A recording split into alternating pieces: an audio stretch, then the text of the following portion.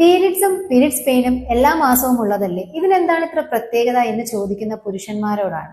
Periods normal ആണ്, പക്ഷെ periods pain അത്ര സുഖമുള്ള ഒരു കാര്യമല്ല. പീരിയഡ്സ് എന്ന് വെച്ചാൽ ഗർഭധാരണം നടന്നില്ലെങ്കിൽ ഗർഭാശയ ഭിത്തിയിലെ ലൈനിങ് എൻഡോമെട്രിയം കൊഴിഞ്ഞു പോകുന്നതാണ്. പീരിയഡ്സ് ഉള്ളപ്പോൾ ചിലർക്ക് വേദന ഉണ്ടാവില്ല, എന്നാൽ മറ്റു ചിലർക്ക് അസഹനീയമായ വേദനയായിരിക്കാം. കഠിനമായ ക്ഷീണം, ദേഹമാസകലം വേദന, പുറം വേദന, അടിവയറ് വേദന, വേദന കാലുകളിലേക്ക് വരിക, അതുപോലെ ഓക്കാനം, ഛർദി, മൈഗ്രെയിൻ പോലുള്ള ബുദ്ധിമുട്ടുകൾ, ദൈനംദിന കാര്യങ്ങൾ ചെയ്യാൻ പറ്റാതിരിക്കുക, സ്കൂളിൽ പോകാൻ പറ്റാതിരിക്കുക, കോളേജിൽ പോകാൻ പറ്റാതിരിക്കുക, ജോലിക്ക് പോകാൻ പറ്റാതിരിക്കുന്ന സാഹചര്യങ്ങൾ.